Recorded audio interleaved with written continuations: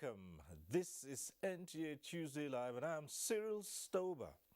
Now, after almost 2 decades of legislative maneuver by successive administrations, the recent passage and subsequent assent, the Petroleum Industry Act has continued to receive accolades from key players in the oil and gas sector, including communities of the oil-rich Niger Delta. Now, to further demonstrate commitment to realizing the content of the Act, President Muhammadu Buhari approved the constitution of a steering committee to oversee the process of a paradigm shift that will improve revenue drive and impact host communities.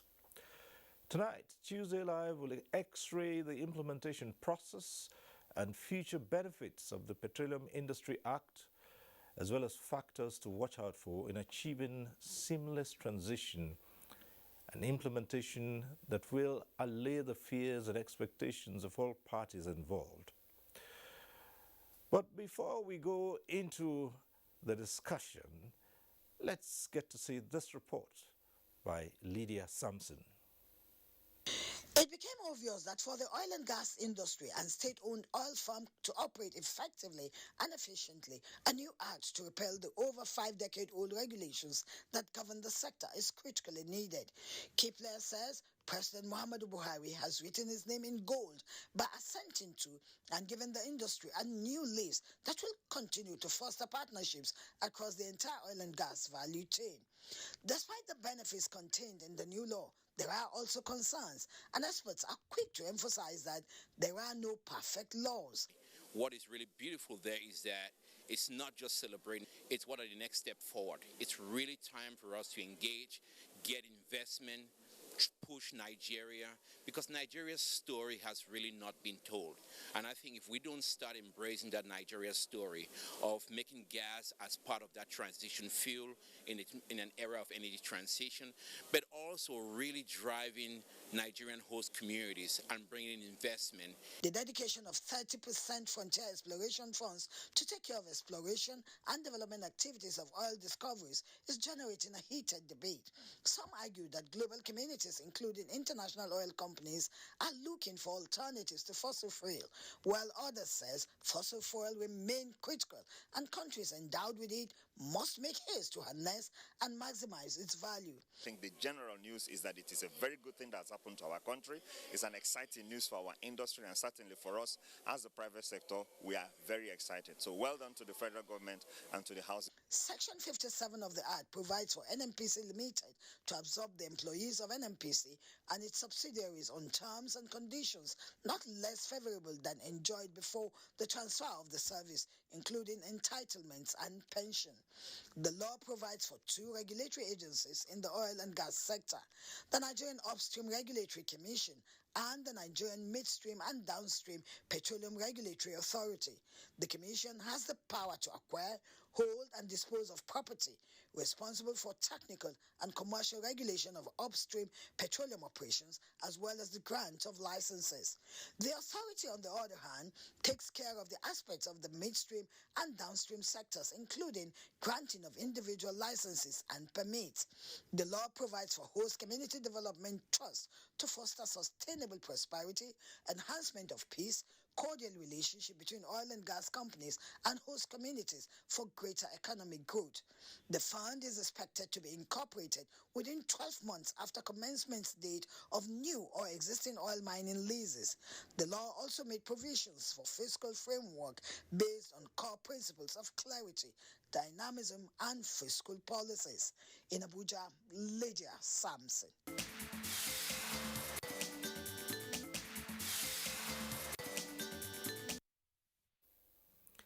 All right, that report sets the tone for tonight's discussion. Let's start off by introducing our guests.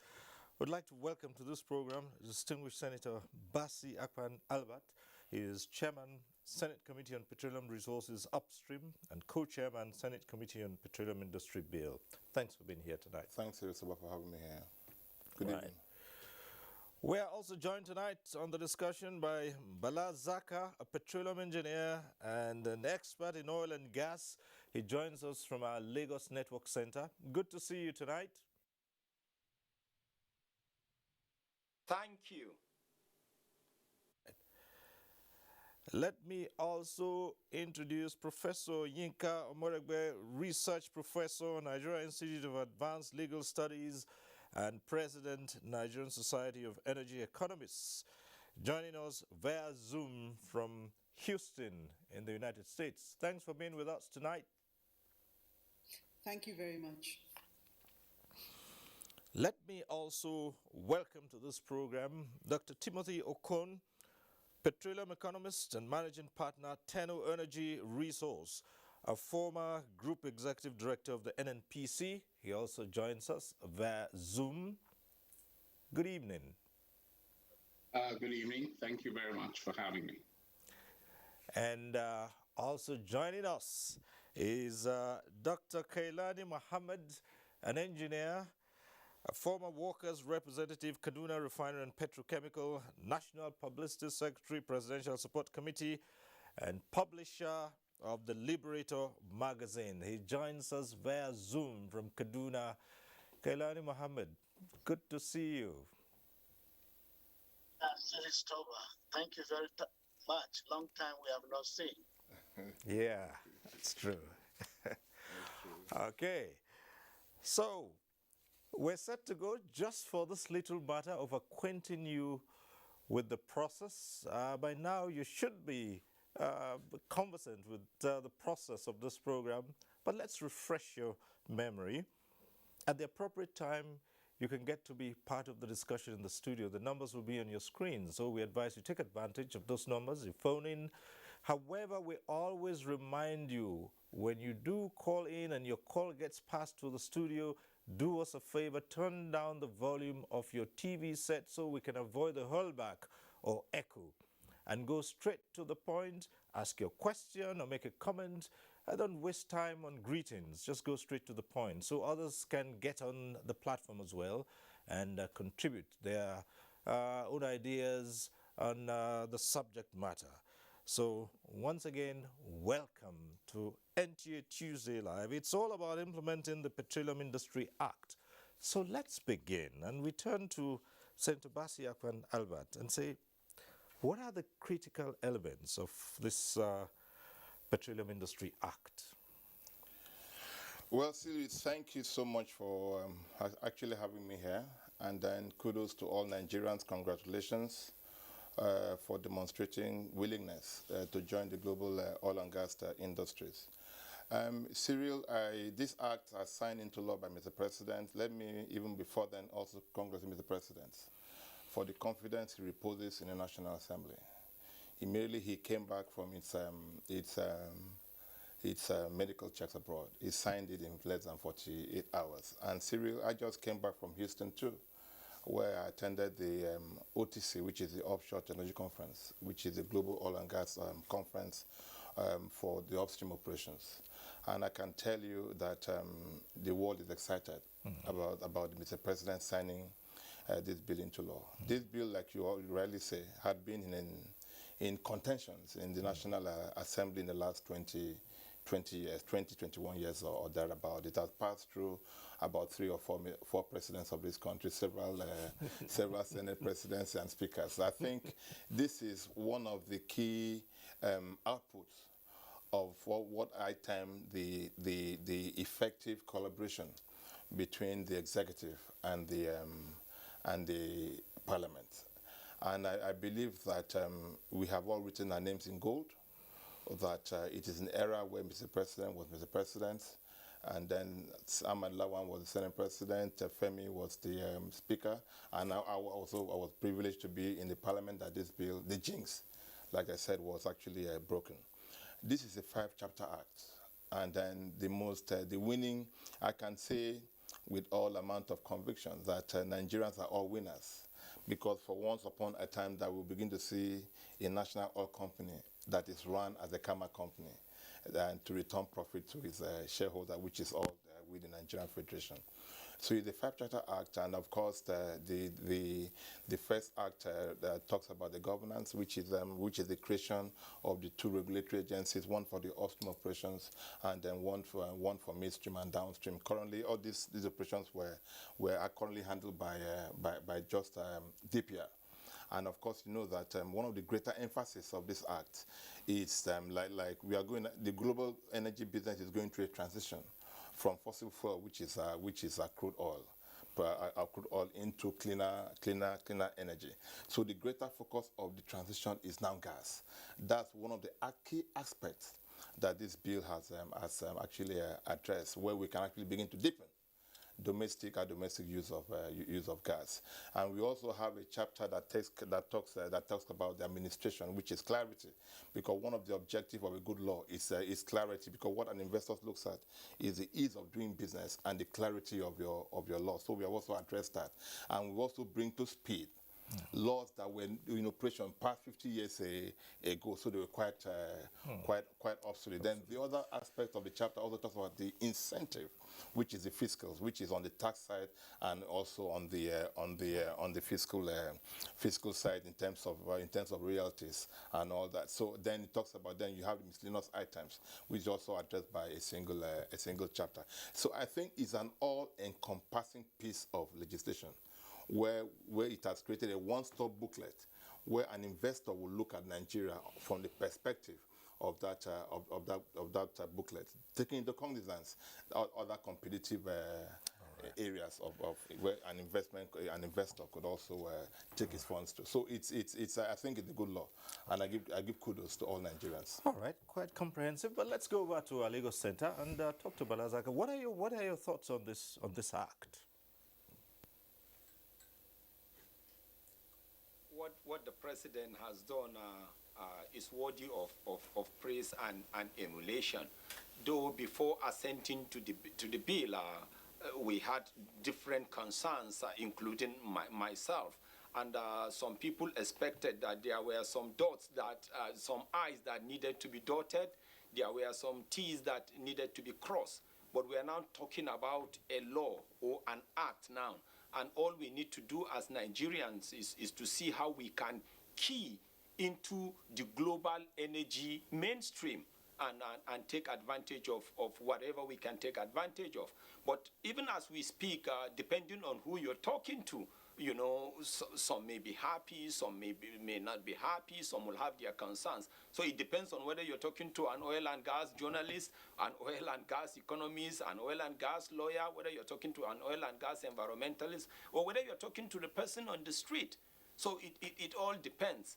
But I think overall, what has happened is worthy of praise and emulation. And with this now, I mean, we had a stream that was almost dead. The midstream didn't probably exist after some time, because you're talking about hauling of this crude oil from the wellhead or where it has been produced, you know, to where it needs to be refined, you know. So it almost didn't exist. And if it comes on stream and in national interest, we handle it very well. I mean, lots of jobs will be created. Then to a reasonable extent, so much will happen in the downstream, because you'll be talking about finished product now. But fundamentally, you know, regardless of all the conditions you're going to talk about, we're talking about an international product here. You know, crude oil or gas is an international commodity. So to a reasonable extent, you just, regardless of all the conditions and criteria we're going to talk about, you must satisfy at least two conditions. And the first one is international acceptance, while the second one is local tolerance. So when you talk about international acceptance, I mean, it's coming from the kind of product we're dealing with and the kind of players or key stakeholders that will be involved. Because when you talk about international oil companies, you're talking about foreign investors. When you talk about a cartel, crude oil cartel like OPEC, you're talking about international players here. When you talk about gas exporting countries, forum that has to do with gas, you're also talking about an international cartel. So you must satisfy that international condition for people to be able to come in and contract. Then the second one, like we said, is local tolerance. Regardless of all the contracts you're going to go into or the discussions we are going to have, at the end of the day, we will be talking about Nigerians. We will be talking about local communities. We will be talking about ordinary Nigerians who need to see the advantage of that, you know, start doing one or two things, contribute to the aggregate economy, and the GDP, and make sure they also comply with their civic responsibilities of paying taxes and levies. All right, thanks so much. And well, let's go over to Houston. Let's talk to Professor Moregbe. Well, like Balazaka said, at the end of the day, it's going to be all about Nigeria, how this act impacts on the Nigerian economy and the Nigerian people. So let's hear it from your point of view. Very much. You're very right with what you're talking about. It's about how it impacts on us. And so one thing that I have emphasized very much whenever I have talked about this is the necessity for us not to get carried away by the fact that a law has been passed. A law has been passed, but the law has to be implemented. It is when it is implemented that we will really be able to see what the benefits are or not. Now, when you're talking about the Nigerian public, we need to realize that there are some exciting provisions in the law. There are some exciting sections. I think one of the previous speakers has talked about a new, there's a framework, there's a legal framework for gas now. There's a bigger legal framework for the liquids of the petroleum industry. There's a framework for the midstream and the downstream. I've always said that when you're looking at the petroleum industry, when you're talking about crude oil, the unrefined products, you are talking about making money. But when you're talking about the downstream, you're talking about the development. It is when you grow your downstream and that you actually end up with an industry that impacts upon the people positively. It's really because we haven't done that. We haven't been able to do what we really should have done to ensure that the industry impacts positively upon Nigerians, that we have had the sort of problems that have deviled the industry up until now. It's a great thing. It's been, in a sense, 20 years in making, but 13 years if you're talking about when the first PIB came in. So it is a joyous occasion to find that finally the Petroleum Industry Bill has become the Petroleum Industry Act. But the steps to implementation are vitally important. So it's also a great step to find that a committee has already been established and given this task.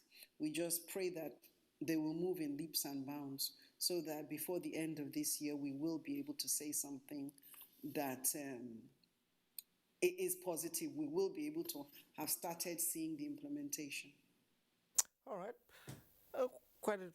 So many Nigerians too are upbeat about how this is going to play out and the implementation.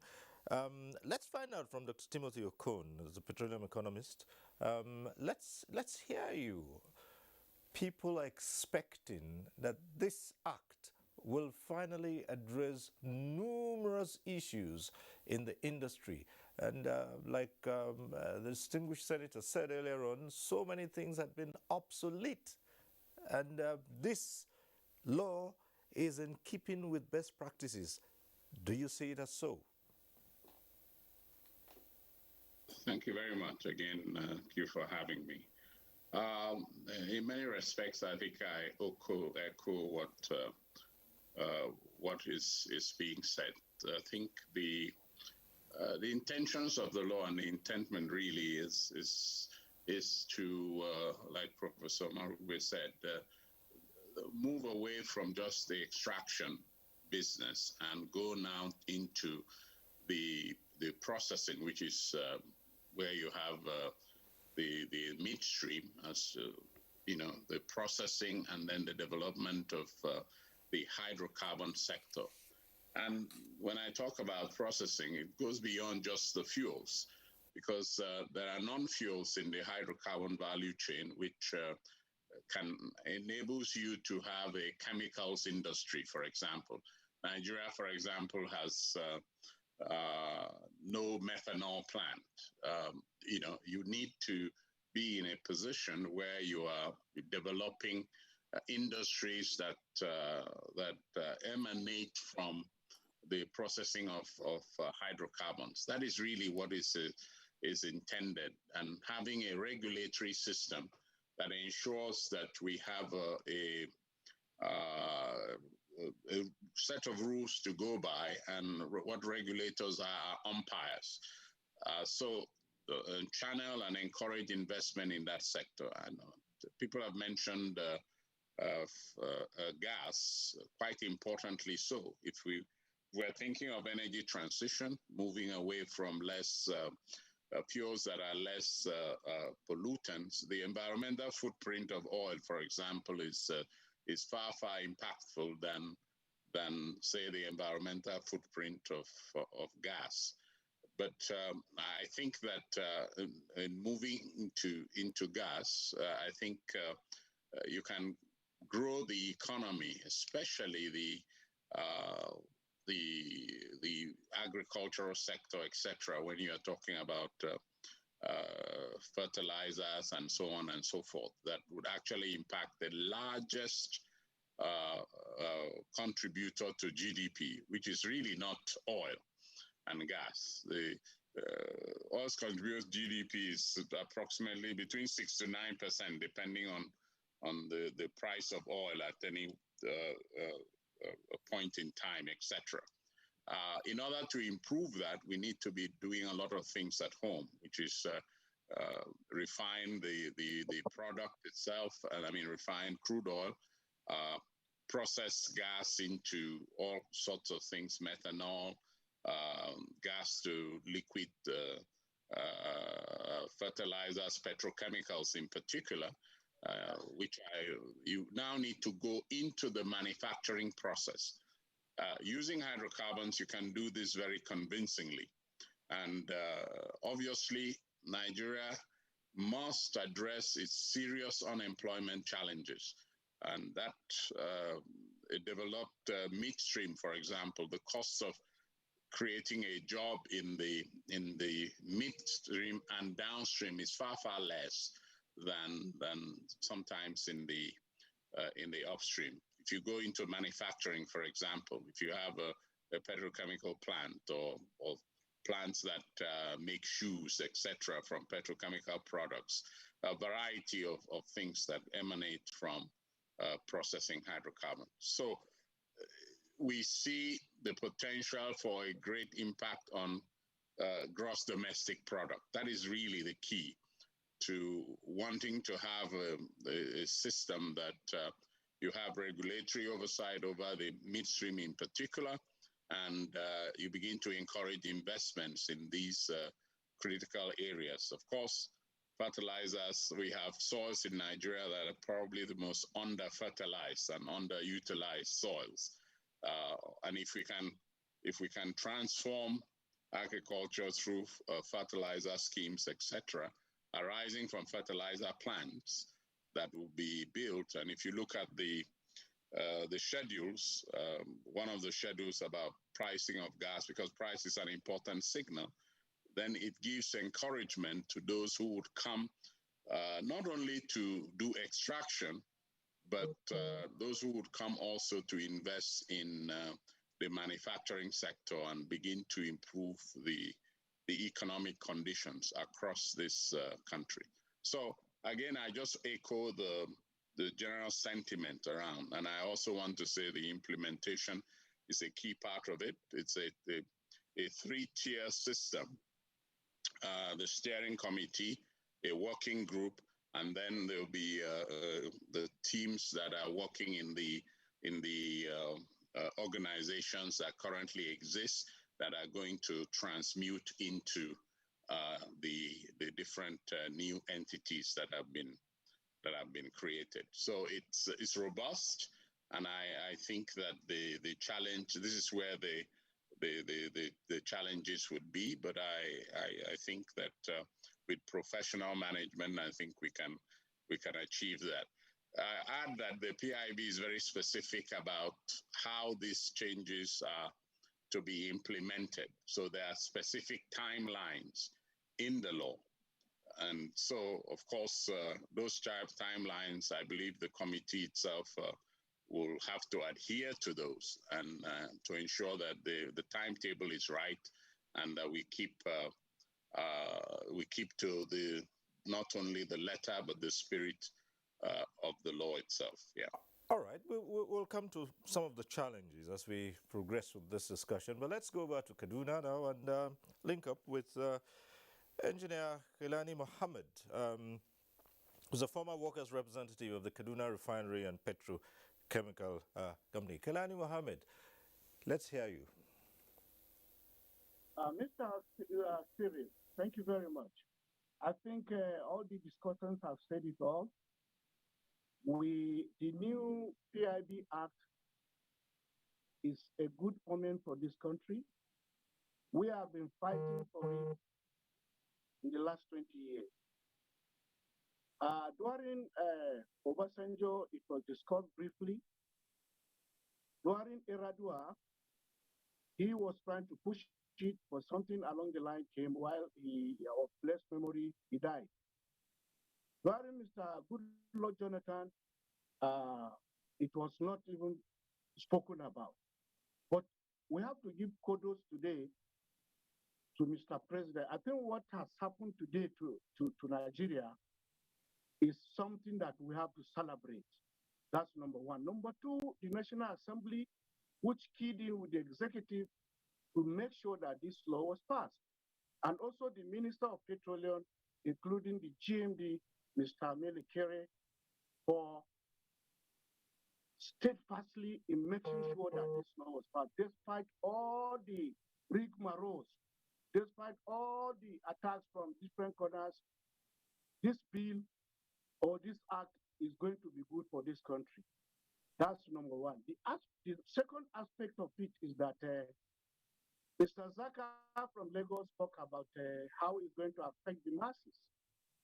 Well, I believe with this new act, where NMPC is going to be independent without any influence or interference from outside, the management will be able to take decisions that will make the economy of this country grow, prosperity, and the development of our country. What we are expecting is that we have joint ventures, the cash costs, the taxes, the royalties, and the assets.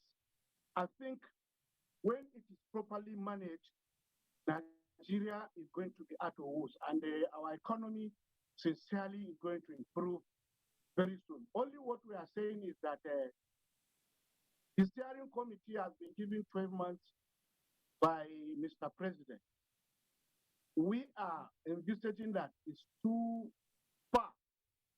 Under 6 months, according to that, as it says between 6 months and 12 months.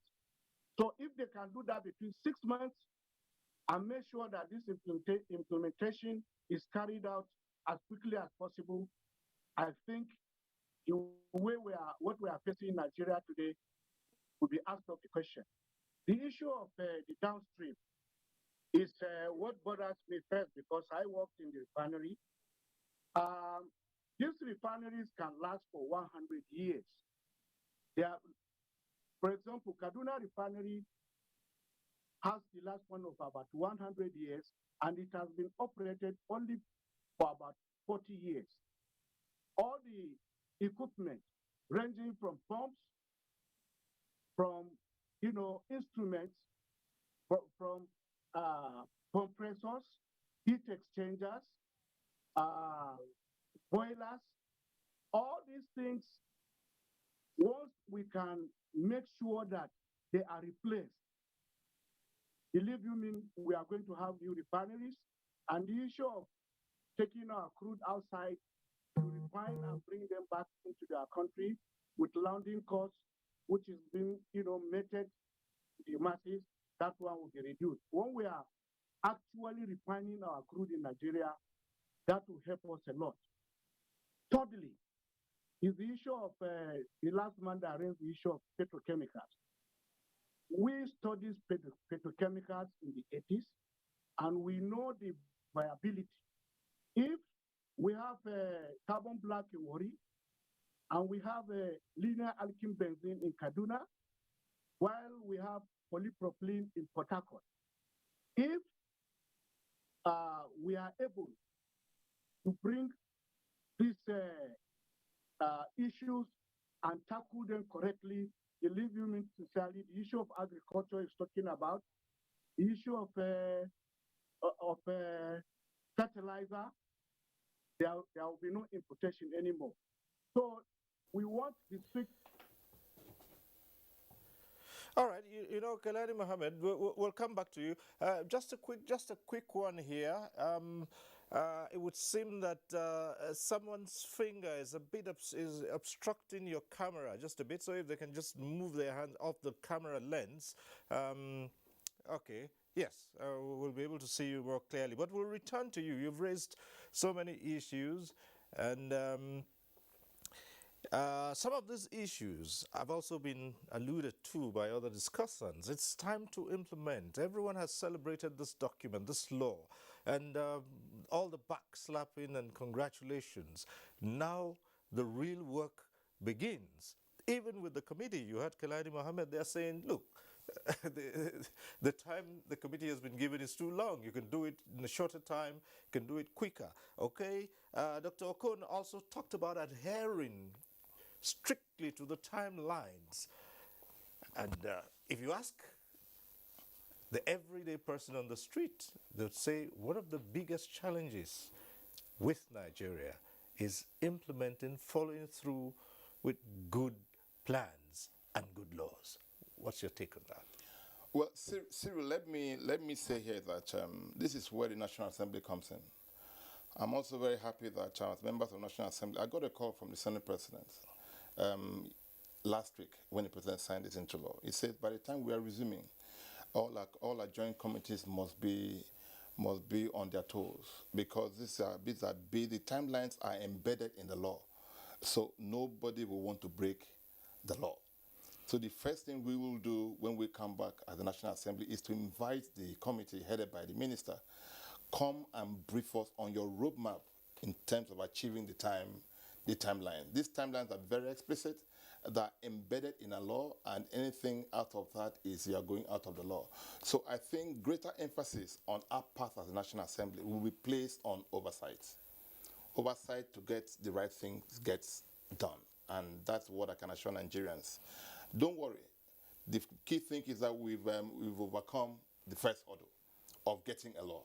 And let us now begin to do a roadshow to the global business community that come. Nigeria is not ready for investment. We must be able to attract investment first of all, before we talk about anything else. If not, we'll die with the oil in our country, because greater emphasis is being placed right now on energy transition. So we must also flow with the global competitiveness. Well, Balazaka, some Nigerians have called for what they say is cautious optimism. Now, because we've had such a raw deal in the past regarding petroleum, the running of the petroleum industry, there's a tendency that everyone would be expecting so much. Do you look at this law and its implementation, and do you share the view of cautious optimism?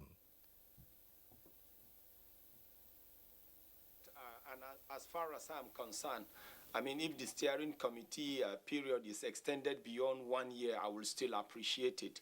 To be honest, there are so many things that we need to look in there, and so much now rests on the steering committee, because virtually all the sentiments of the stakeholders will now be borne by the steering committee, and I pray that they will have the dexterity to know how to have things implemented.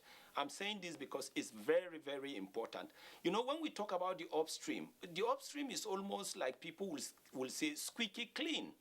You know, the operation there is so technical, and like people will say, you don't have the real products there to consume. So that area is very technical. There is probably little or no chances of corruption. But like we said, now that we now have an act, the midstream will come alive. But most importantly, the downstream is the one that will really get Nigerians very, very busy. And as far as I'm concerned, that area needs to be looked into seriously. For example, it's very clear that the downstream will be deregulated.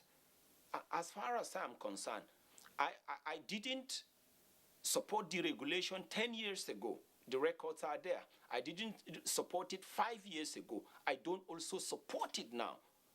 And the worst one now is probably import-focused deregulation. And I predicated that on what Nigeria is going through.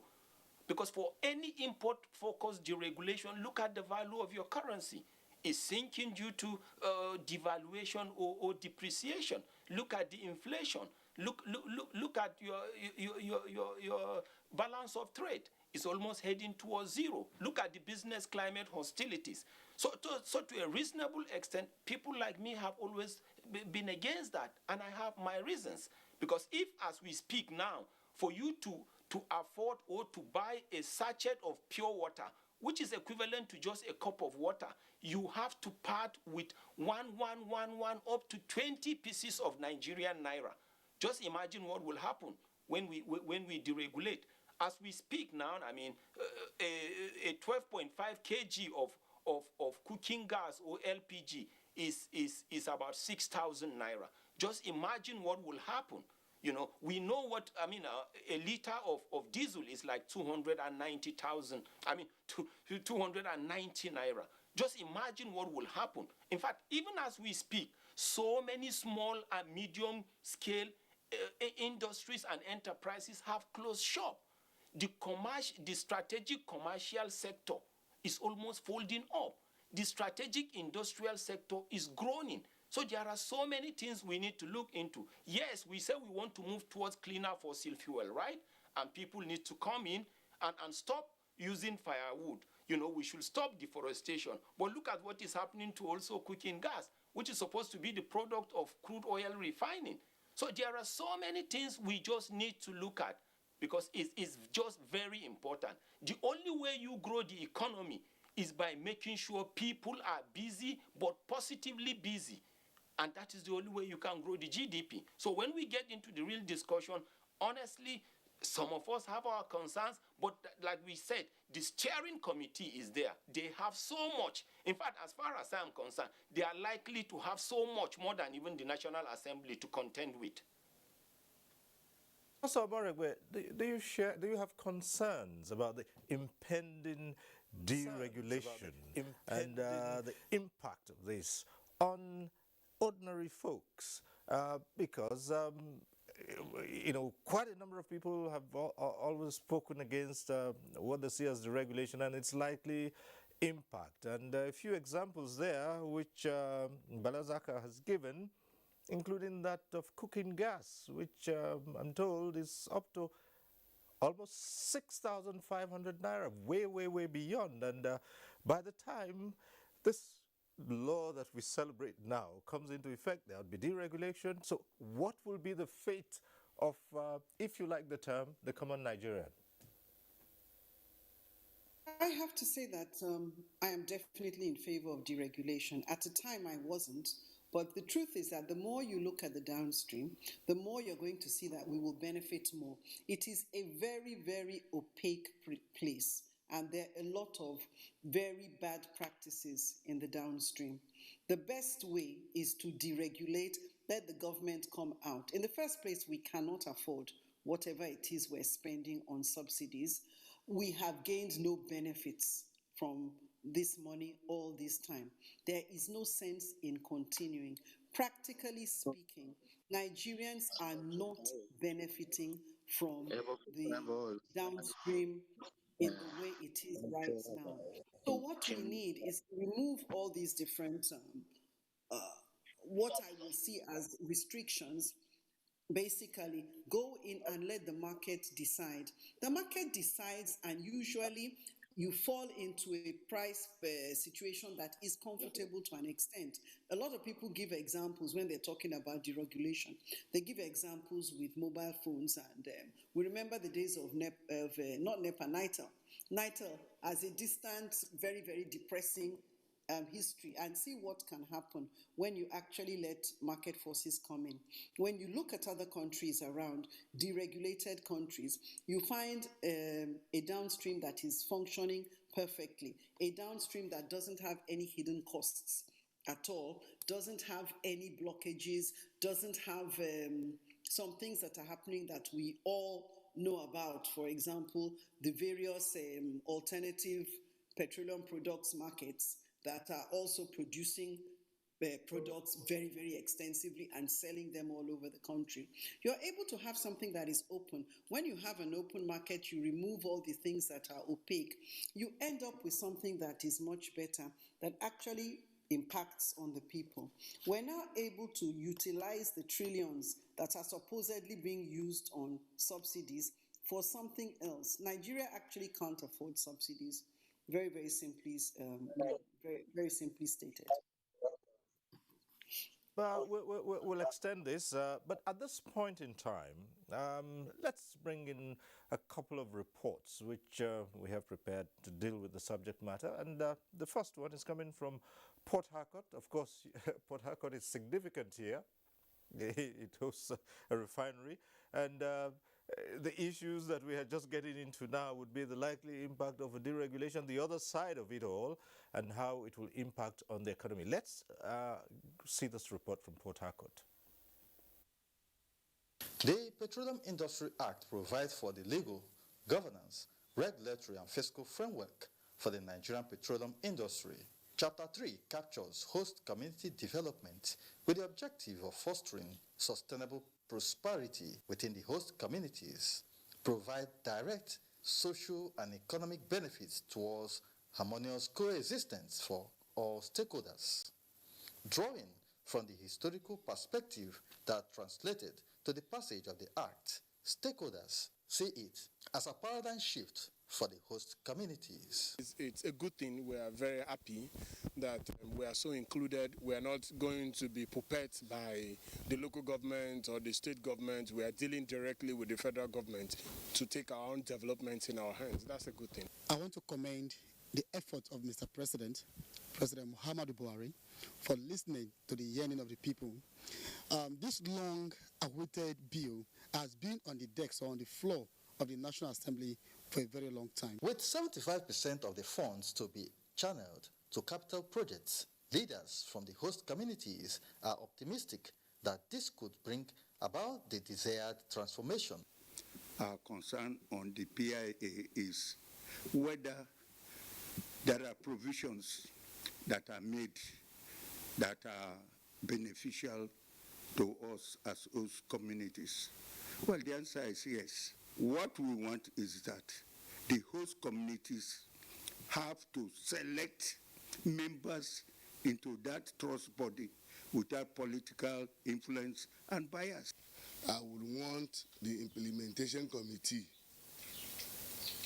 to co-opt, add our representatives, especially the traditional rulers, TrumpCon, in their meetings, so that they will tell them what the various communities need. To analysts, the extent of community participation in project conception, development, and fund administration would make or mar the envisioned objective of the Act with respect to the host communities.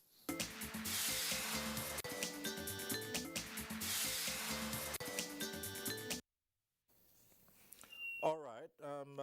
Now we'll take the discussion to Dr. Timothy Okun, and we've just been talking about concerns on the downstream, particularly. You think that would be one of the biggest challenges with implementing the Act? I think the issue of the downstream in particular, and when you talk downstream, you're probably talking about the subsidy. The subsidy regime has to come to an end, because pricing is there are two ways in which pricing behaves, and I'm speaking from an economic point of view. Pricing is a signal. Pricing determines consumption levels. Right now, the problem with a subsidized price here in Nigeria is that our borders are leaking of petroleum products, and we don't actually know our own domestic demand because of the price differential. So it is more profitable for someone to take a liter of petrol, of course, a significant quantity of it, and to cross the border.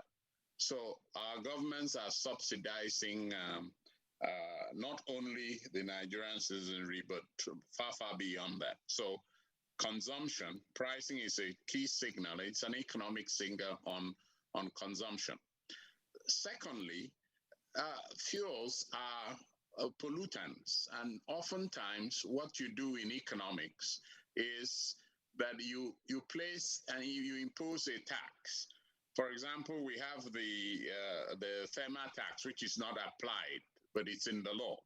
For example, I can give you an example of Ghana, where there's a 12.5% tax, which is actually used for the healthcare system. Because, of course, petrol is a pollutant. Generally, they're called dirty fuels.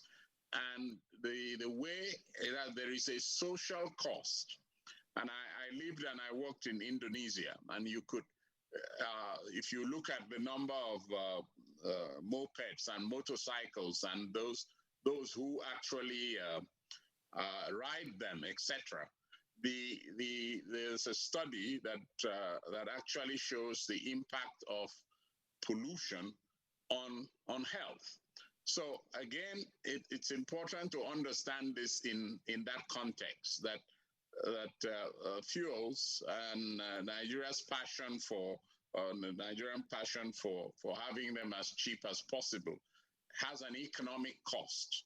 And that economic cost is in the health, in all other aspects, which we can, which I think if you have what is generally referred to as the Pekuvian tax, and it's a tax usually that captures the social cost, the pollution that fuels cause. So for those two reasons, we need to sunset the subsidy regime so that we can have some economic efficiency.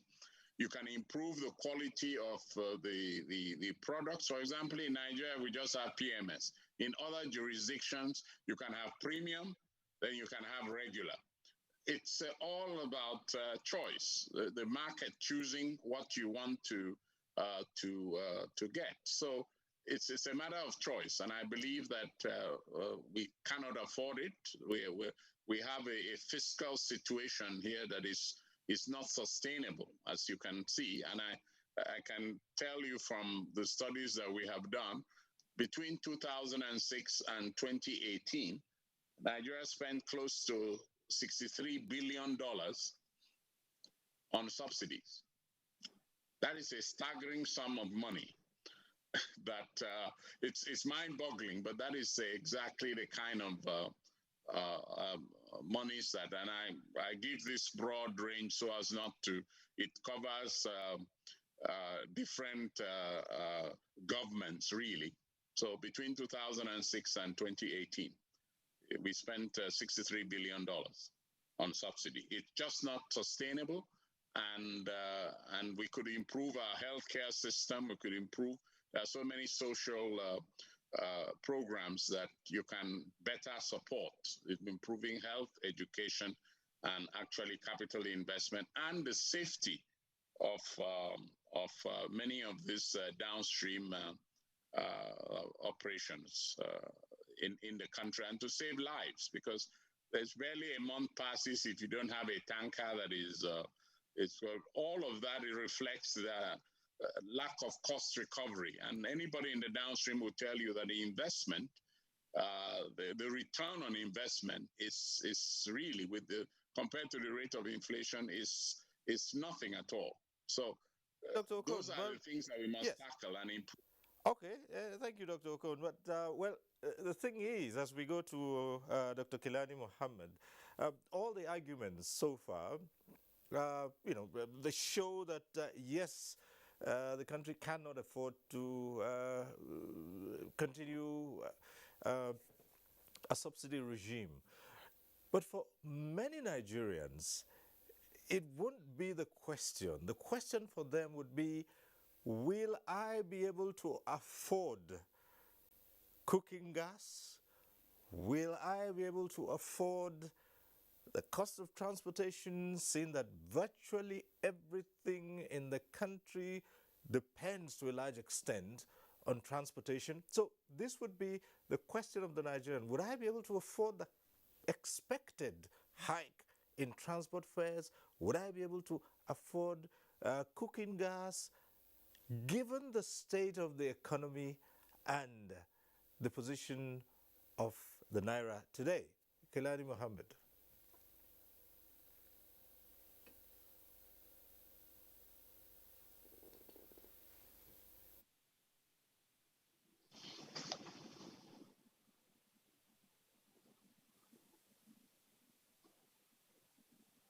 Mike, because we can't hear you. If you can hear me, just unmute your mic. Okay? If you can hear me, unmute your mic so we can hear you. We can't hear you right now.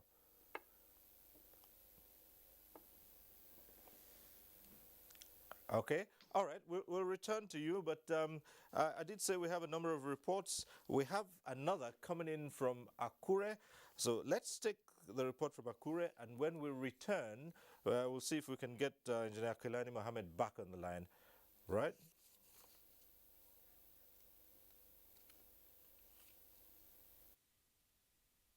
We'll continue, but let's come to Senator Basiak and Albert.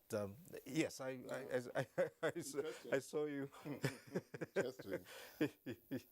Yes, when we were talking about the likely costs. Yeah. Yeah. Okay. You see, I think, Cyril, let me assure Nigerians that we know that nothing good comes easy. We took a study, we took a tour of all the refineries in Nigeria, including the Dangote refinery. We went to Kaduna refinery, we were in Port Harcourt, we went to Dangote, we were in Walter Smith, and all the other refinery. And we have looked at this. And let me also say that what we have also discovered is that 90% of our revenue in terms of foreign exchange comes from the sales of our crude oil. 80% of the demand for Forex also is tied to petroleum products.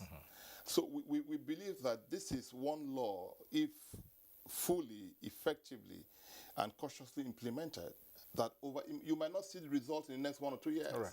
But in the next 3 to 4 years, the effect and the impact of what we have done will begin to manifest. I suppose many people would need the reassurance that will begin to manifest. Yes, they will still be around in 2 to 3 years' time when the benefits will come in. It is a law also right. that if you're a local refiner, maybe you're an NPC and all that, and you want to buy the crude oil, the law also allows you to pay part of that money in Naira, because part of the your expenditure is in Naira, while part is in foreign currency when you have to bring in parts. So these are some of the minutest and semantics that will, in the long run, in the shortest possible time, I can tell you, will bring about lesser pressure. And when there's less pressure on demand on dollar, the price of dollar will come down.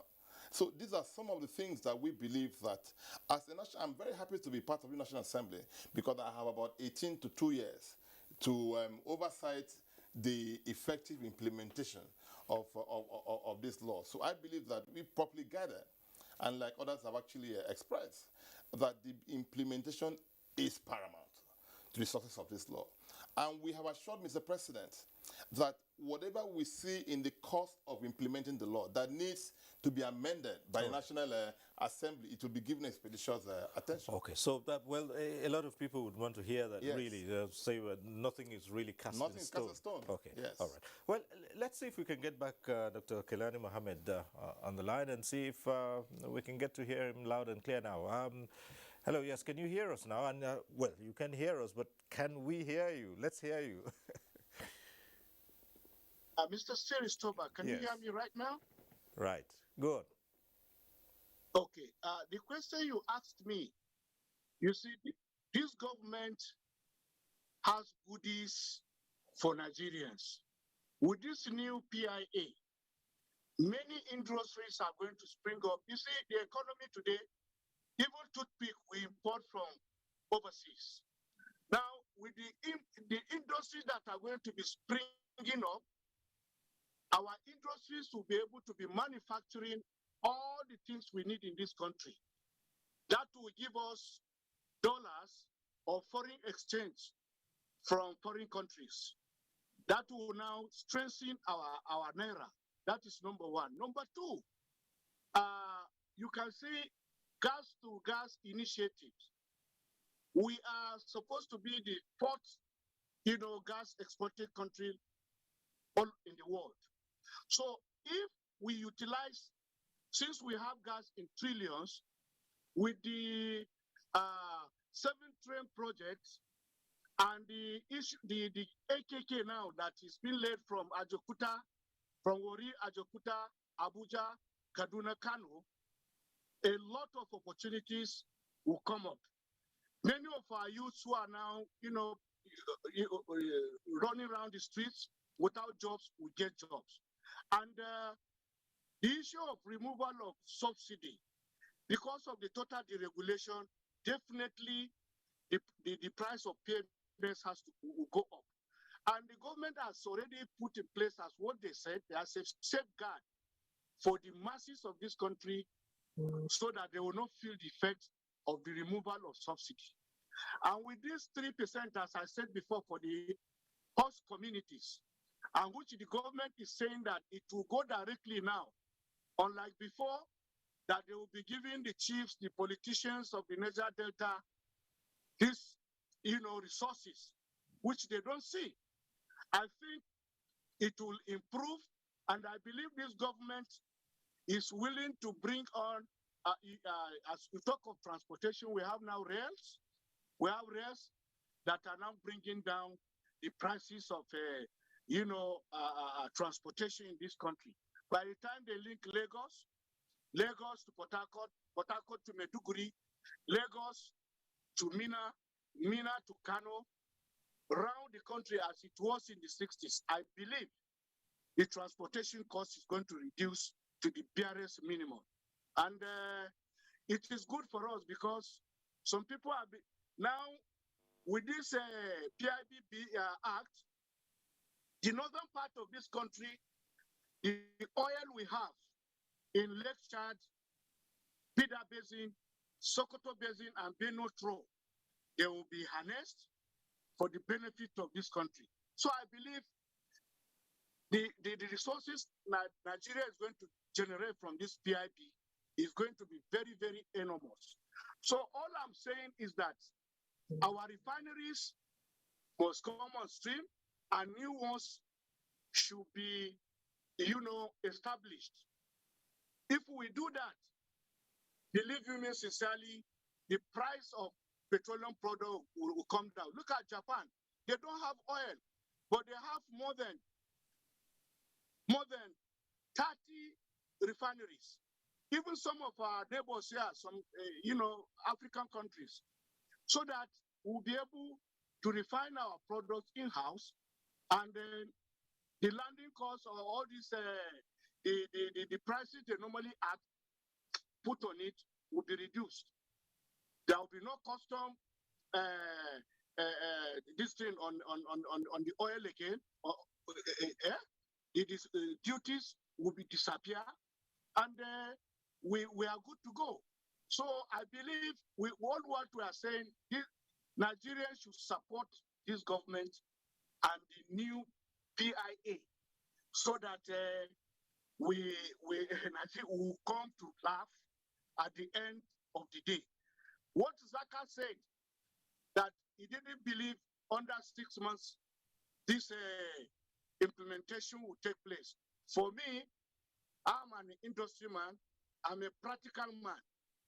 Believe you me sincerely, with the good people there that the government and the president chose, if they do the right thing under 6 months, before APC government elapses, we should be able to have the National Petroleum Company Limited that everybody will be proud of in this country.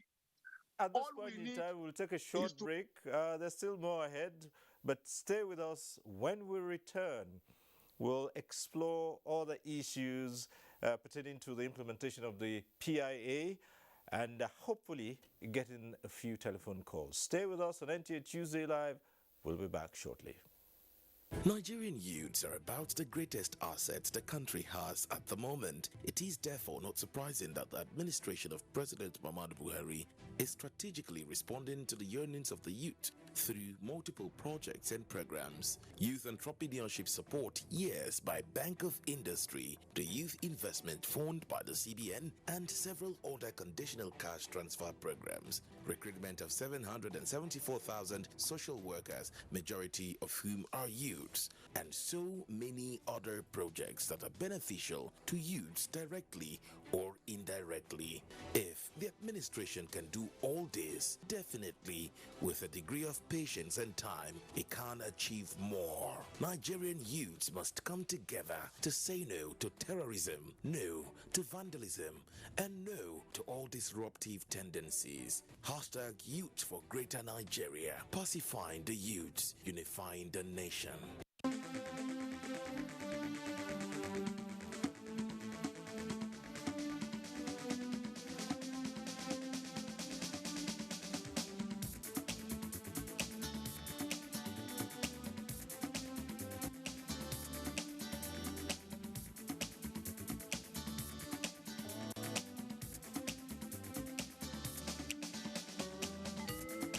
NTA Tuesday Live, a network issue-oriented innovation talk show.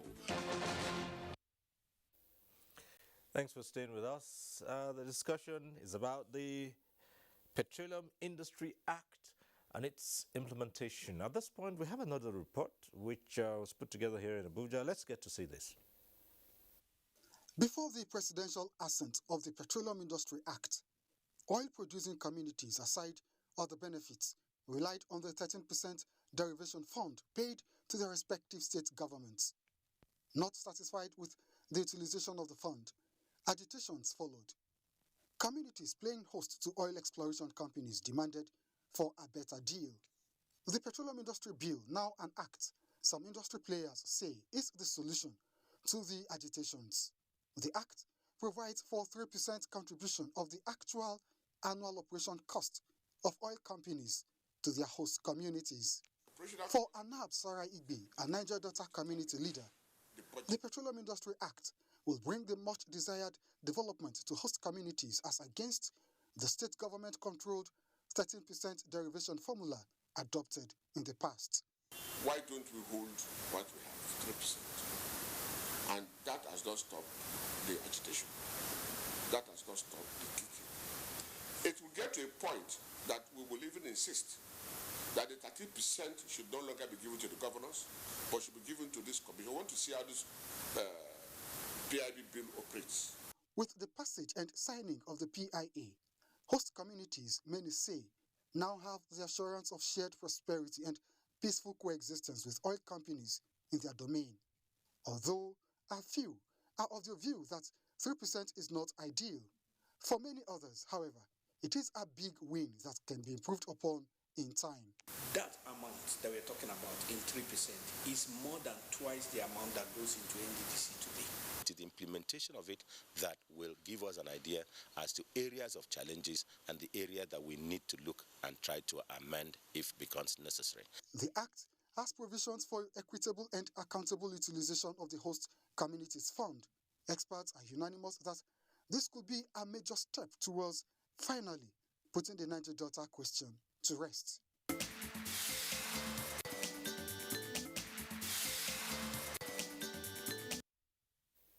Well, putting the Niger Delta question to rest the host communities, and this has been one of the hottest controversies regarding the PIA. So let's talk about it. And easily the issues here, which you hear all over the place, have to do with the host communities, 3%, 30%. Now, take us through this, Senator. Cyril, I think this is very interesting. It is one part of this bill that has been very controversial. Let me say that I was in the last Senate. And in the last Senate, because of the fear of the reactions on the host community interest, we decided to split this bill into 4 parts and then keep the host community separate. But be that as it may, that didn't see the light of the day. But I can assure you, because also in the course of processing this bill, Cyril, we have done a tour of all the host communities. I headed the team that went to Imo and then Arabia. Some people went to Cross River, Akwa Ibom, Delta, and then Ondo. We quite understand. I'm from Akwa Ibom, so we quite understand the precarious situation in the host community.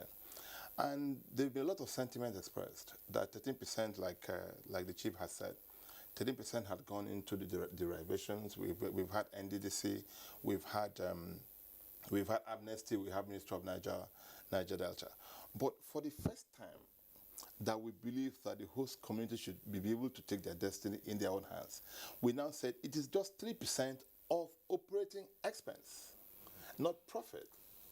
We had looked at it because we believe that if you look at the budget of an oil and gas company operating in the host community, 70% of that budget is on OPEX, which is the operating expense. And you also know that revenue minus cost is profit. That it is better to place the 3% on the OPEX, which is consistent, than to place it on profit, which can be eroded by cost. Well, where do you think this is coming from? When the general,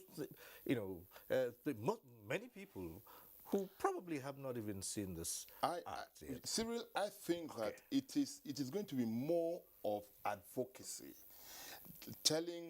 convincing the host community that what the government has done is in the best interest of the country, because you must be able to attract the investment, which is a function of cost competition. Because when an investor is looking at Nigeria, he's looking at Mexico, he's looking at Angola, and he's going to take his money to where cost is lowest. So if you place too much emphasis on cost before profit, you might not really to have anything. So when we say 3% of $20 billion investment is far better than even 10% of $5 billion or 10% of $2 billion. So it is, first of all, attracting the cost, and more so, the implementation of this 3%. It is vested with the host community, so it's to their own benefit. And we run the numbers are alarming too.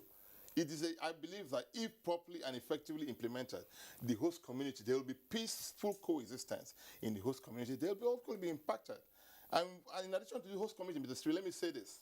We've also said the gas flaring benefits, penalties, is also going to the host communities, to ameliorate the environment, to ameliorate and remediate the environment. So a lot of incentive more money is coming to the host communities, which is outside the interference of their state government or any other party. All right. Let's talk to Balazaka, the petroleum engineer. And you hear all over the place, 3%. Oh, it's outrageous. And you hear people say, no, this is an injustice. This is why the Petroleum Industry Act will not work. And what we've been trying to do is get someone to tell us, explain what actually the 3%, because so many people are banding figures around. And when you hear the arguments on the streets, no one can tell you exactly what the 3% is. People just go ahead and say, 3% is inadequate, and no one says anything. Cyril, before I talk about the 3%, please just oblige me this a little time to explain something in connection with this subsidy and this deregulation. First of all, I just need to make it clear. Let's not talk, we shouldn't be academic here. We should be as practical as possible. I'm a practicing petroleum engineer, I'm a chartered accountant, and I'm also a chartered tax analyst. I've worked on land locations, swamp locations, shallow waters, and deep waters. So to a reasonable extent, I can talk. We are talking about a law now, and we are talking about how it should be implemented. So let's please not try to be academic as we were when we had like a 223-page PIB document 7 years ago. Then in the last 5 years, we just came and decided to just balkanize it and had been running round and round in cycles. We just decided to prodigalize things. At the end of the day, we came back to the same consolidated bill. Now it is a law. Please, let's try to be very honest and practical and down to earth. Cyril, as I speak to you today, you're talking about a population of 200 million citizens relying on less than 10 megawatts of electricity to provide energy or power for them. Is it possible? The only way they can survive is to recourse to another source of energy. And that's why people go to the filling station to either buy petrol or diesel. So when I hear people say our petrol or diesel is being smuggled, it's not correct. It's just because we don't have electricity. If you have enough electricity, and you remember, we couldn't even treat our gas to drive gas turbines to generate electricity. If you have electricity today, the first thing that will happen is there will be glut at the filling station. So when I hear people saying that the petrol is being smuggled, it's not correct. It's just because people don't have sources of power. And as I speak to you, the strategic domestic sector, strategic commercial sector, and strategic industrial sector are all depending on less than 10,000 megawatts of electricity. How can there be development? And when I hear people saying we need to go to cleaner fossil fuel, we should do this, fuel is pollutant.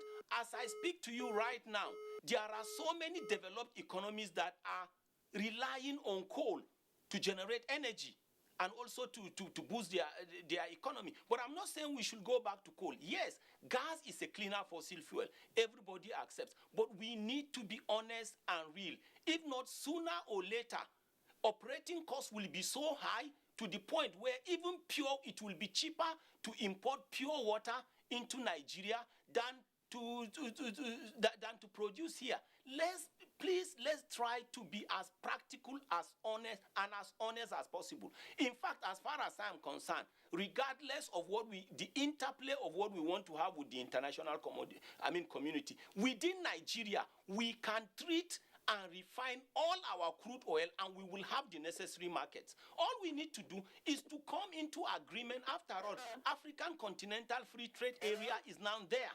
Regional integration is there. All we need is to go into collaboration, construct rail lines across the West African sub-region. Before you know, we will be those supplying petrol to them. We will be supplying gas. We will even be supplying fertilizer. And before you know, we will have our technicians and depots there, and we'll control the regional economy.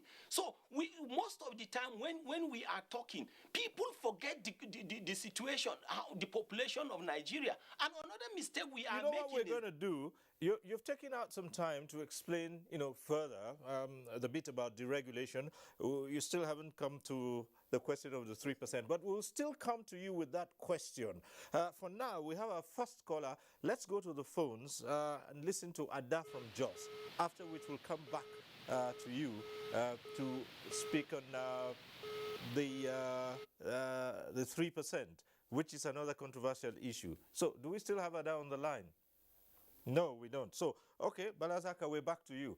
So now you have explained further the issue about deregulation. Let's now go to the 3% controversy. Yeah, thank you. Like I said, even as far as I was concerned, like probably 6-7 years ago, I had my own definition of host community. As far as I was concerned, a host community must be that community that is associated with the fiscal extraction of crude oil or gas. In other words, you and I can be in the same local government, but if there is no fiscal extraction of crude oil or gas in your community, you don't qualify. But I know that there are so many areas and communities across even the country where pipelines have passed through, where we see activities of crude oil and gas due to probably having depots and the rest. Such communities can be given their own description. As far as I'm concerned, I expected something higher than 3%, but to a reasonable extent, 3% is fantastic. The only thing I want to tell the host community or advise them now is this: nobody should blame NDDC again. You can't blame your local government chairman. You can't blame your councillor. You can't blame your governor. That 3% is coming straight to the community. And at the level of community, our belief is the leaders are always the traditional rulers, the youth leaders, and the women leaders. Our hope is that there will not arise another set of monsters now that will become economic traitors, economic betrayers, or vampires of their community. Because most of the time, in fact, that is the problem we even have in Nigeria. When you come up with something like that, from nowhere, the people you expect will implement will now become another set of monsters, which is not good. We hope before even the implementation, they will come together in their community's interest, in their state interest, and by extension, in the interest of Nigeria. Let's go back to the phones now. We have Ololade calling in from Kwara. Hello, Ololade. Can we get that call through? No, it doesn't seem as if we can get Ololade on the line. Hello? Good evening. I'm Ololade from Ilorin, Kwara State. Right, go ahead, but you're not very clear. Various solutions from various speakers. But I agree with the last speaker too that we should be very careful that we don't need to be too academic when we are talking. The idea is quite good.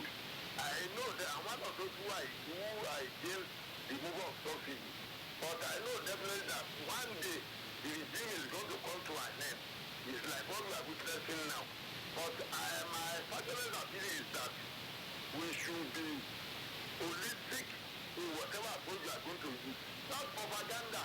It's easy to say this and that. But when it comes to implementation, that's the problem of Nigeria. But at the same time, I wonder what was the focus of those who granted it finally in the first place. Because I think that for who are feeding fat from the aspect of importing out and importing again. Thank you very much.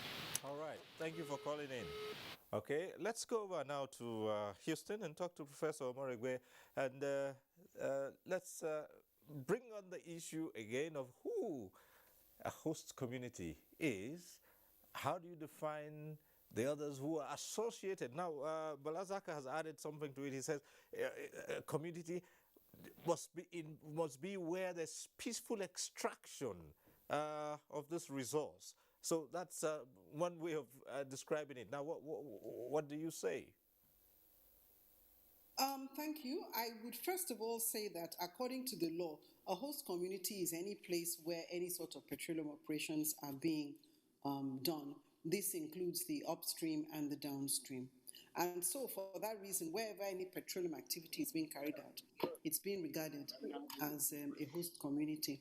And we have a system that is in place that I think really needs to be discussed and dissected. In fact, generally speaking, when you're talking about a law, it's better not to treat it as one whole, but to look at the different areas very, very constructively. I think that there are workable solutions as regards the host communities, but my biggest fear is that by the time you look at it, you will see that the settlor, that is the company, is very, very strong, and the settlor is actually the one that is in control of the entire process, from setting up the trust fund to selecting the trustees and controlling everything that has to do with the trust fund. So the extent to which the people are controlling it is very debatable. As regards the amounts, it appears to be clear that the amounts that are presently being discussed, 3% of the operating costs in the preceding year, are apparently amounts similar to what is presently being spent within the host communities. Because we do need to realize that within the host communities, that is in those places where petroleum production, crude oil production is being undertaken and where gas is being flared, that in those places, very often, unfortunately, the main aspects of development that you see come from the companies and not from the government. So I think it's going to have to be approached in a very delicate and very delicate way and a nuanced way. And I believe that Implementation will allow us to iron out some of the different problems, but there are basic fundamental problems that need to be ironed out. And underlying all this, we need to understand I don't want to overemphasize, but the truth is that we have a dysfunctional industry. I mean, for example, when we're talking about the downstream, we forget that we are the only country in the world that's a major producer of oil and a major importer of products. That is a highly dysfunctional state. In the same way, it is dysfunctional for us to have the primary regions that are producing the crude oil and petroleum suffering from the levels of underdevelopment that they presently suffer from. So there are a lot of anomalies in the system. It's like the electricity they are talking, one is talking about we need 200,000 megawatts. We have far less than that. We have under 10. Actually, those are also issues that we do need to deal with. Okay, Ada from Jos is back on the line. Ada, hopefully we can get you on now. Hello. Hello, Ada, are you there? Hello? Yes, go ahead. Hello, can you hear me? Yes, we can. Hello, can you hear me? Yes, we can hear you. Go ahead. Hello? Ada, we can hear you. Hello, Ada from Jos. Go on. Okay, now, see, my worry is this definition of host communities. Now, I find it awkward for us to say that where the pipelines go through, transverse, is referred to as a host community. So even if you want to agree on that 3%, and even if you want to include those communities where the pipelines are transverse, well, it's not fair to say they should stay up to 8%. Maybe they should be given 1% in the first place, because I'm afraid, not the counting our chips before it is hatched, because our eggs before it is hatched. Because the way it is sounding now, the people of the Niger Delta might start agitating, and all these things we are talking about cannot even come to fruition. So we have to be very careful on this issue. Because I don't know, it's ridiculous as far as I'm concerned. When we are talking about money, I'm saying they don't want to put so much money, give us so much money, so it will not, discourage investors. Then why are we giving up to 30% for the frontier basin, whatever? Why can't that be 15%? I know there's room to adjust these things, but I commend President Buhari for signing, because all along, all these issues was what made it not to see the light of day. So it's better to get it signed, and then after they can now make adjustments. Then again, if we don't refine our crude here, and go and then get it refined abroad, and then bring it here, when the subsidy is removed, I'm an advocate of subsidy, because this subsidy, most people don't understand it. The subsidy we are having, we are subsidizing it for the rich people, as far as I'm concerned, So, but the problem we have is that because we don't refine here, we send it through and then come back with this and then the dollar and all that, makes it expensive, the landing cost. Exactly. So if we can do it once and for all, and then get it implemented, and channel that money into health, education, and maybe the infrastructure and all that, that will help us impact on the lives of the ordinary Nigerians. Nigerians are very easy to get on with. The only problem we have is that our politicians live a flamboyant life. We can suffer, provided they are suffering along with us, but they don't. All of them are either they have private jet or they charter private jet. When you see such things, how will you see? That is the problem we have in Nigeria. Okay. Let's not give up on this country. That's my take this evening. Thank you very much, Ada from Jos, and it's a very good time to bring in Dr. Timothy Okon, especially in the matter of 3%, host communities, and those that have the pipelines through them. Dr. Okon, you would need to take us through this.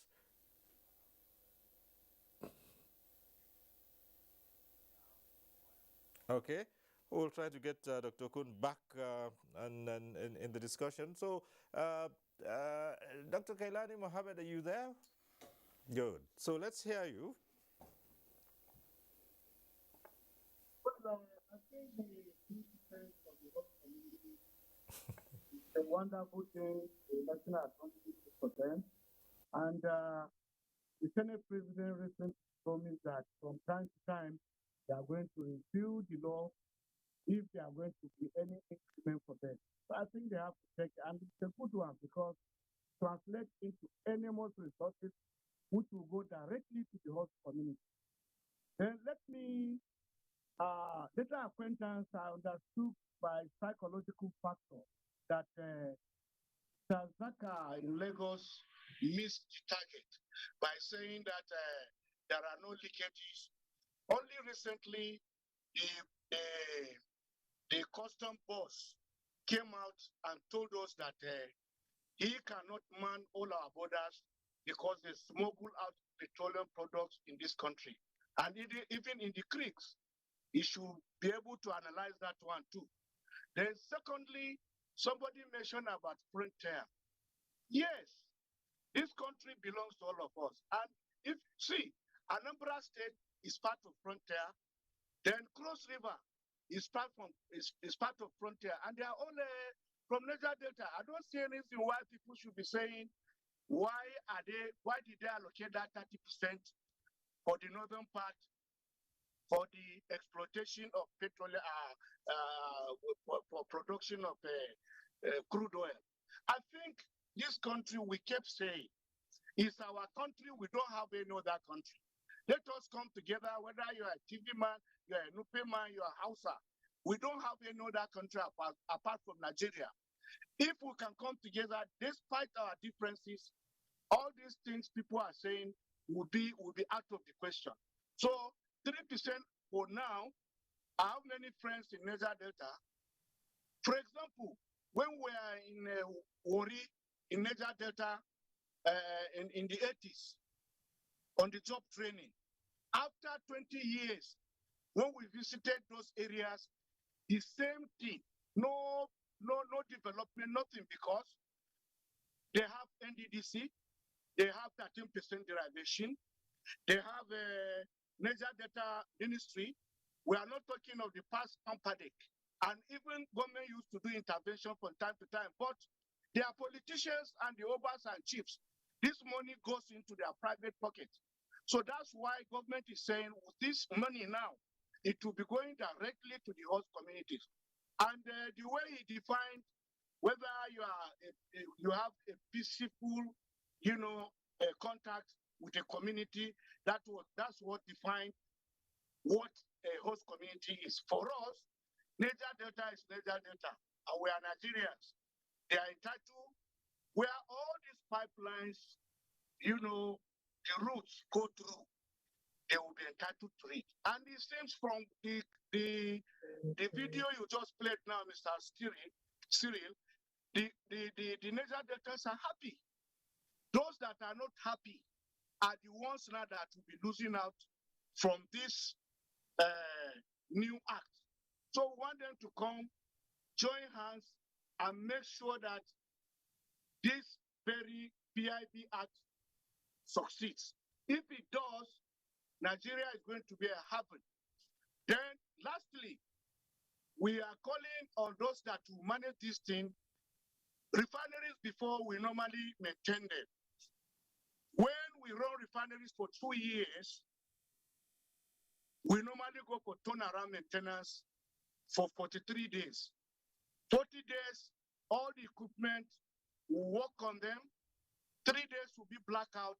We start again for another 2 years. The refinery will never come down. It doesn't mean there are no problems here and there, but all we need is honesty, sincerity of purpose. Okay, it's at that point we'll take up the phones again, and Umar, who's calling in from Birnin Kebbi. Umar, let's hear you.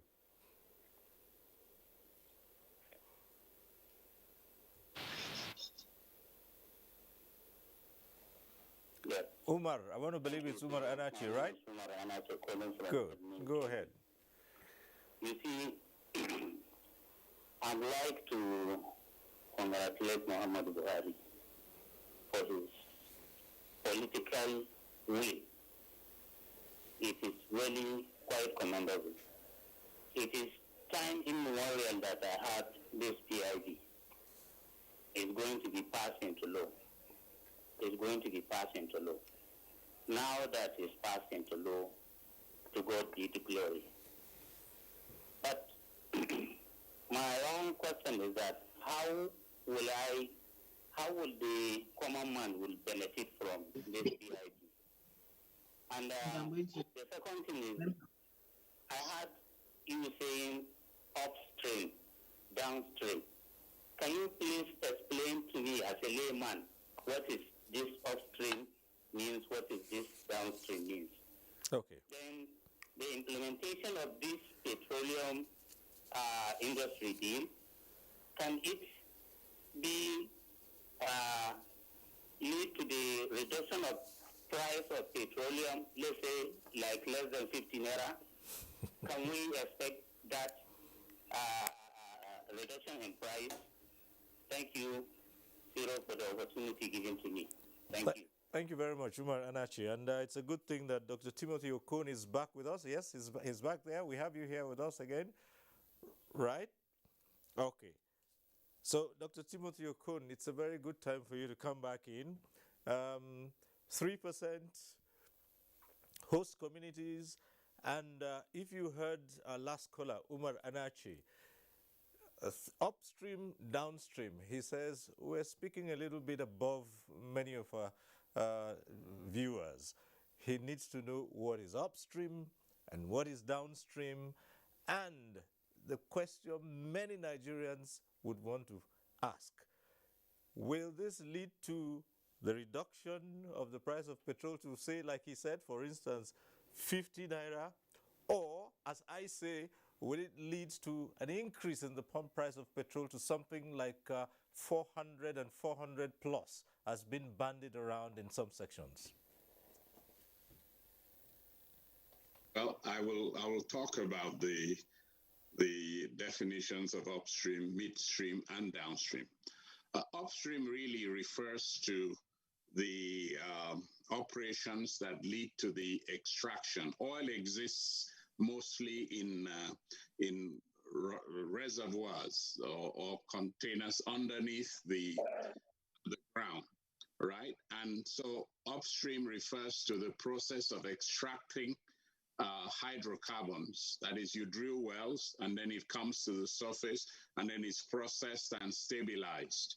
So that refers to upstream petroleum operations. Then the midstream is the process by which you either process the that is, you take the crude oil and you put it in a refinery, but usually before it gets to a refinery, it's either shipped in large vessels. So it's shipped in large vessels, or it is via pipeline. Okay, so that refers to the midstream, whether it is oil or gas, because you can process gas also and put gas in a pipeline. So the midstream refers to this large-scale processing and transportation of hydrocarbons. Downstream is distribution and marketing. That is the final stop, more or less. Okay, so when you go to a petrol station where you have refined petroleum products, it has gone through refining and it's then distributed through petrol stations. The same would apply to gas. Distribution and marketing, it goes to what is called a city gate, and then there are distribution pipelines which distribute the hydrocarbons. So the oil and gas value chain has that upstream, the midstream, and then the downstream. So that's by way of a definition. Well, how is the price of a refined product now? That's a product that comes out of a refinery priced. You see, the price of oil, crude oil that is determined internationally. Crude oil is a commodity.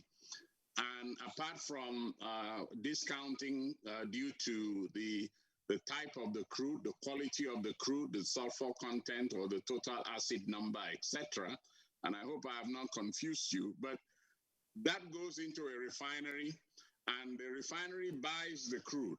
The international price of the crude which actually just is about the same in most parts of the world. So the price of the refined product, it's usually the price of the crude plus the cost of processing that crude in a refinery and profit margin. So invariably, the price of a refined product would be the price of the crude plus the processing cost, or what is called the crack spread. Now, is that price 50 naira? Well, it could be if the price of oil, like recently during the pandemic, the price of oil was literally quite low, actually. There was widespread reporting of the price of oil being $0. Okay, so in that case, you could have that kind of a situation. But whether you refine it in Nigeria or you refine it elsewhere, fundamentally, the price of the refined product will reflect the price of the crude and the cost of processing that crude in a refinery anywhere in the world. Okay, so the price will be determined, in other words, by the price of the crude. Nigeria doesn't fix the price of crude, unfortunately. And I don't want to go to a complicated discussion. I've been told not to be academic, and according to Bala, and he says, this is the first person in 43 years say that I am speaking dishonestly. So I don't want to go into the complications of explaining that process, because I'm an expert in it. That's what I do. I've done it for 43 years. Now, whether you are going to get a price of 400 naira, etc., is a function of the exchange rate. So finally, it's a function of the exchange rate, all right? That is in Nigeria, okay? Now, if there is a government policy that results in devaluation, etc., of course, the price of the crude is not set in this jurisdiction, that is in this country. And therefore, and it's mostly quoted in dollars, and you have done devaluation, then that price would go up. So recent speculation on prices of refined products have to do with the price of the crude itself, okay? And of course, the exchange rate. Okay. So I hope I have addressed that question. Yes, then you have. Plus 3%. Well, just before we go off you, there's also the matter of the host communities, which was what we wanted you to talk about initially when we couldn't reach you. The host community and what the law says. Who is the host community? And there have been so many definitions in, around about who the host community is. Consistent with the value chain in petroleum operations, the upstream and the midstream and downstream. These are, the definition was done so as to capture, in an oil field, okay, you may have an aggregation of oil fields, and then you have gas or oil gathering pipelines to a production platform, okay? You would have a community that might exist, okay, where you have those gathering pipelines. So you need to recognize the fact that there is hydrocarbon that are gathered in the upstream, and it's called the upstream. So if you want to choose on upstream petroleum operations, that includes gathering pipelines that gathers it to a production platform, and then it takes it to either with a midstream pipeline that will go to a terminal. So the communities that are associated with this are rightfully regarded as host communities. So that strictly is the way in which you approach defining what. So it's not only extraction, but included in that is the gathering system that goes with it. After all, you have the Trans-Niger pipeline, the Nembe Creek trunk line, and so on in the Niger Delta. So you cannot say that those are not transportation pipelines, and that's where most of our weakest link is, where you have puncturing of the pipelines, et cetera, et cetera. So that's the broad definition of a host community. I think this law has avoided the general term impacted communities, because that becomes a bit hazy and vague. So we've tried to restrict it to this definition that it has to be an area where you have upstream and midstream petroleum operations, and those are defined terms in the PIA. Okay. Well, Senator, you've heard a lot of people say, well, no, that a gathering of pipelines, like Dr. Kuhn has just explained, shouldn't be referred to as a host community, that the host community should be just those places where oil is extracted from. And so those who have a gathering of pipelines passing through them not in the downstream. Well, not in the yeah, downstream. There shouldn't be. It's, So yes, just like Dr. Kuhn actually said, what the law defines a host community is those communities within which the oil is extracted. Of course, the oil is extracted and has to be gathered and then piped to a flow station. That's what the law recognizes. Right. The law does not recognize the host community like a filling station. No. Exactly. It doesn't. Yes. Yes. So, but you do hear people now say no, that this is an attempt to give some revenue to communities, that oil is not extracted from those communities, it's just pipelines that pass through them, the crude pipelines.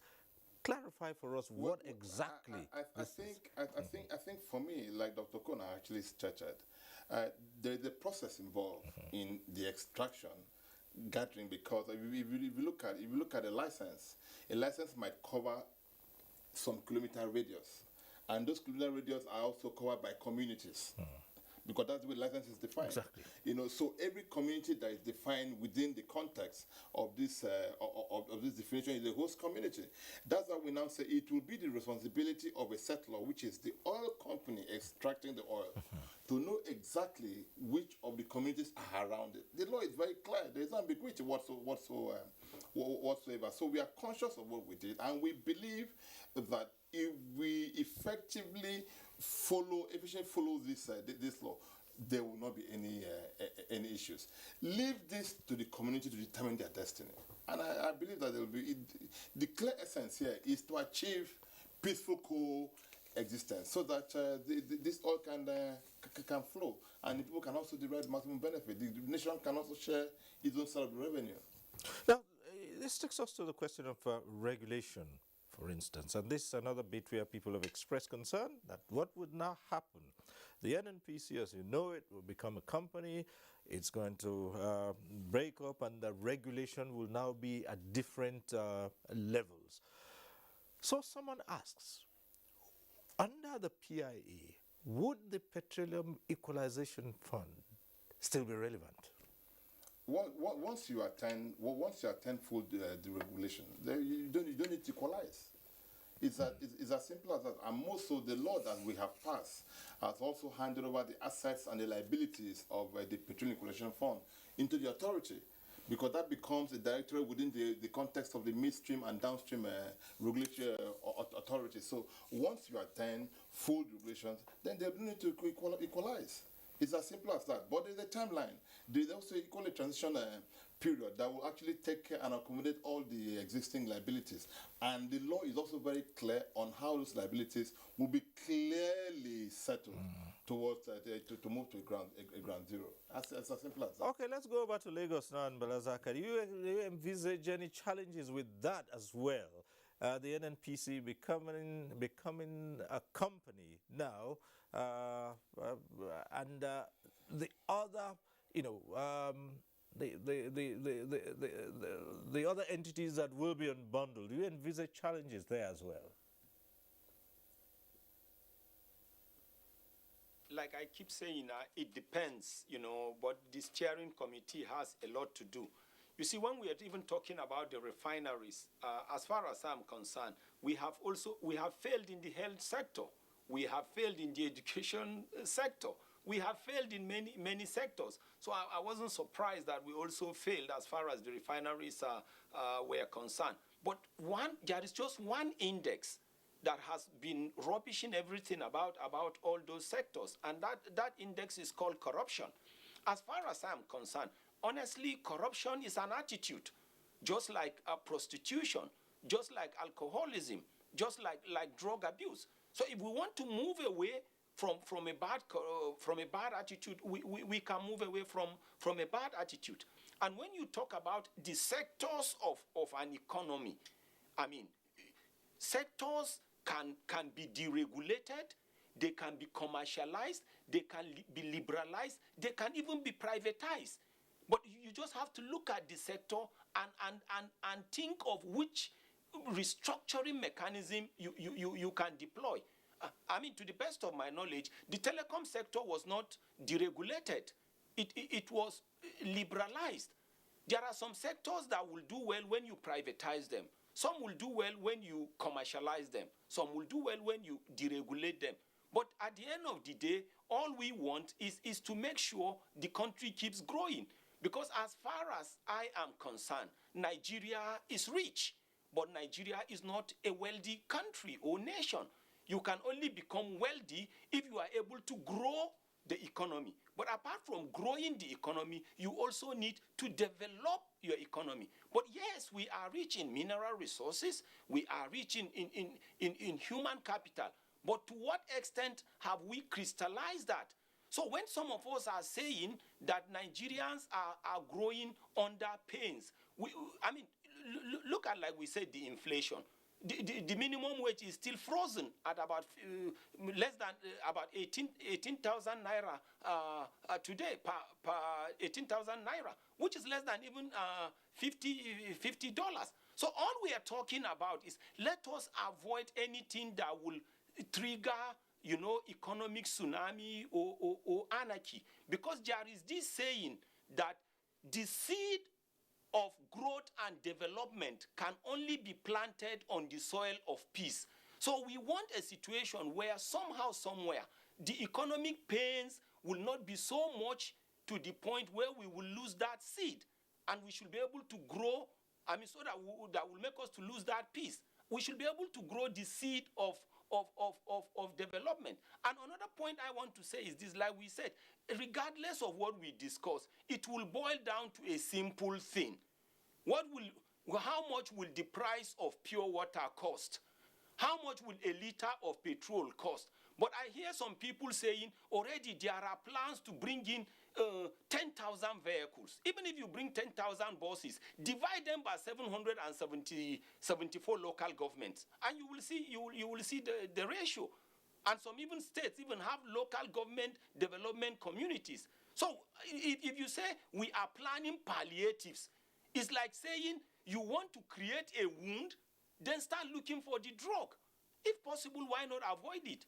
And as far Out of as I'm time, concerned, we even just when have a few more minutes to go, so we'd like to just take the closing comments of our other guests on tonight. So let me quickly go over to Professor Omoregbe in Houston. Your closing comments as we round off tonight. Bala has just drawn attention to one big thing that will knock all the good things about this law: corruption. That is not a PIA issue. That is a national issue that has to do with good governance. And the law is trying to address good governance. It's trying to put in structures to ensure that regulation, commercial activities, and policy activities are divided into and done by the different institutions. Is trying to ensure that we have an open and transparent process. Where you do have an open and transparent process, it's very difficult to have corruption in the same way. So we expect that to be a very, very big change. We expect that with the implementation, we will be able to start moving forward. We'll be ready. The law doesn't do anything about the net zero economy. It doesn't deal with things like that, but we will at least be on the way to having an industry that shall help us as we transit into cleaner fuels, that shall help us to be strengthened, that shall help us to ensure that we truly have development within Nigeria. So far, it has eluded us. But with the passage of the Petroleum Industry Bill and its implementation, we have a chance to set things right and to learn from our past mistakes. Thank you. All right. Thank you very much. Dr. Timothy Okun, quickly, in just a minute or so, your closing thoughts? Yeah, thank you very much. I think my take on the petroleum industry really is it's a good start. There is a lot of work that needs to be done with respect to implementation, but and then the necessary regulations that need to accompany any such law, because the law doesn't cover every detail of things that would need to be done. So that drafting of regulations would be important and a key thing. And yes, the bill itself is not a revenue distribution bill among the national and subnational governments, as people may want to see it as. It is not. There is a revenue distribution bill, and that usually is handled separately. What the PIA does is to give Nigeria a fresh start in trying to cure some of the mistakes of the past and open up the industry for economic development. And I believe that the benefits will be clear and quite compelling when we've run this and implemented what is in the law. Okay. Thank you. Thank you. Dr. Kelani Mohammed, in 30 seconds, if you can.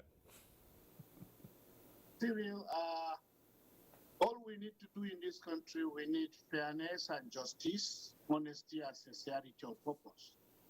I think if we take them as our cardinal principles, Nigeria is going to be a great place. We have good people now in the oil industry whom we think they have been doing their best to make sure that the new company delivers. So I'm calling on all Nigerians, despite our differences, let us come together, form a formidable force so that Nigeria would be a great place. It took US over 200 years before they became what they are today.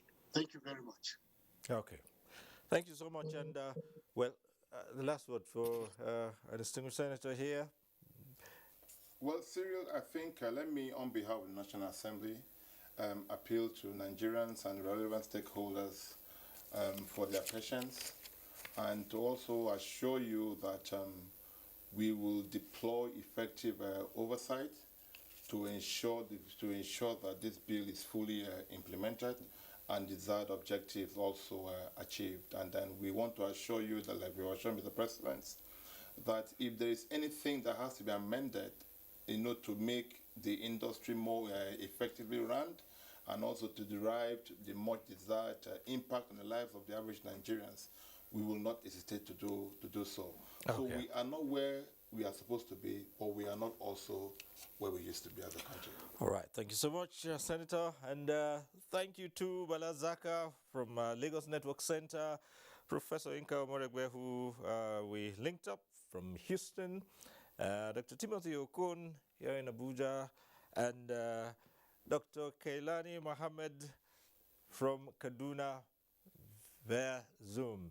Thank you very much for being part of this program, and particularly Dr. Keilani Mohammed, good to see you, really. It's been a long, long, long time from the days in Kappa. Good to see you again. All right.